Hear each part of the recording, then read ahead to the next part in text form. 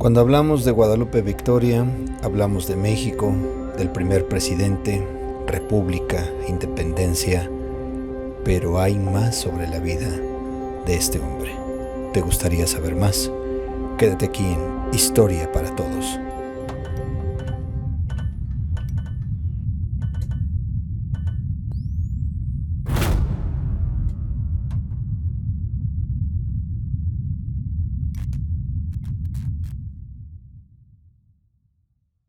El mérito quizá más importante de José Miguel Ramón Adauto Fernández y Félix, conocido como Guadalupe Victoria en la historia de México, fue haber reconstruido la autoridad insurgente en Veracruz para asegurar las mercancías y armamento y víveres para el ejército, además de convertirse también en el primer presidente republicano del naciente país mexicano. Pero ¿qué más hay sobre su vida? Quizá mucho se habla sobre este héroe de la nación, pero también hubo cosas que desafortunadamente pasaron en su vida personal. Desde finales de 1820 comenzaron ciertos rumores sobre pronunciamientos armados, ahora en contra de la Constitución española y a favor de la independencia y de la República, como una forma de gobierno para México. El antiguo jefe insurgente, el general Guadalupe Victoria, salía de su refugio en las montañas, donde estaba ahí, y había sido protegido por rancheros de esa localidad.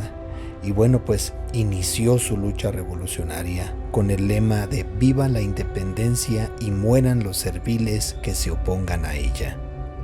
A donde quiera que iba, trataba de convocar a la gente a levantarse en armas para terminar de una vez y para siempre con la dominación española que 300 años había subyugado a nuestro país.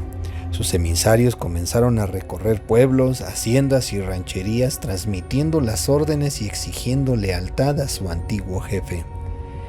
Este suceso marcó la operación de todo el sistema de defensa en previsión de los anunciados levantamientos. A estos movimientos armados que habían iniciado de una manera aislada, se sumó el pronunciamiento militar de Agustín de Iturbide en el pueblo de Iguala. En poco tiempo, la mayor parte de las poblaciones se decidieron por el plan, con la excepción del puerto de Veracruz, que permaneció, aunque ustedes no lo crean, leal a España. Y las poblaciones de la Tierra Caliente en poder de Guadalupe Victoria, pues todo esto, aún cuando defendían la independencia, no reconocieron a Iturbide ni a su gobierno de él emanado del famoso Plan de Iguala, del cual no hablaremos en esta ocasión, que en esencia dejaba abierta la puerta al sistema monárquico, así entre líneas, pero su proyecto se inclinaba más hacia la forma republicana, que fue el que finalmente adoptó México hasta el día de hoy. Y en general, Victoria, este hombre, fue elegido, como ya dijimos hace un momento, como el primer presidente constitucional de nuestro país o de México. Pero las cosas fueron más adelante. ¿Qué pasó después de esta presidencia que tuvo Guadalupe Victoria? He aquí los siguientes datos. Casi no hay documentos que hablen de la vida de Guadalupe Victoria, salvo por lo que conocemos sobre la independencia y lo que hizo él como presidente. Pero de su vida personal se dice que recogió a su hijo Francisco de Paula y se lo llevó a vivir con él a su hacienda el Jobo, ahí cerca de Veracruz. De hecho, Guadalupe Victoria lo designó como su albacea, pero nunca lo registró como su hijo. Aquí lo curioso del caso es que en los documentos sobre el general localizados en la Secretaría de la Defensa Nacional, hace referencia al completo abandono en que vivía en su hacienda, ya grande y enfermo, sin que nadie le pudiera atender. Cuando corría el año de 1842, en su paso por Perote, el general Santana se enteró de la situación de su amigo. De inmediato envió al médico de la fortaleza para que se hiciera cargo del benemérito de la patria.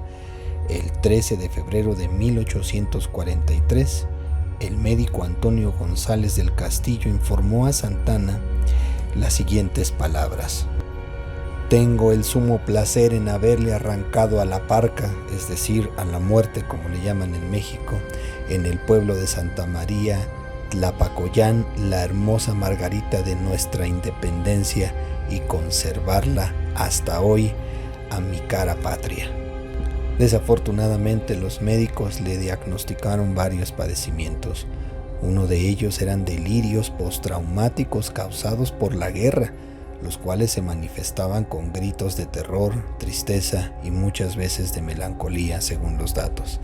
También se dice que a veces lloraba al percibir la decadencia de su amada patria, que estaba cerca de una guerra años después que tendría que enfrentar Santana.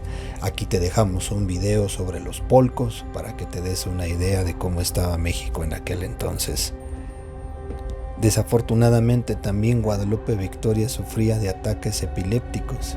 El último que tuvo fue descrito de la siguiente manera: una invasión repentina, pérdida de conocimiento, caída no estando en pie, entre otras cosas. Dicen que al finalizar el ataque se puso pálido y los labios amoratados, hinchazón del pecho y abdomen, y hubo varias cosas en sus extremidades superiores e inferiores. Pulso intermitentemente y débil, y esto llevó a su muerte el 21 de marzo de 1843 de hipertrofia en el corazón. Después de su muerte se presentaron ante la Secretaría de la Defensa Nacional los hijos que supuestamente él había tenido con una mujer de Veracruz, al que dicen muchos era el amor de su vida y no la noble Carolina Romero de Terreros con la que estuvo.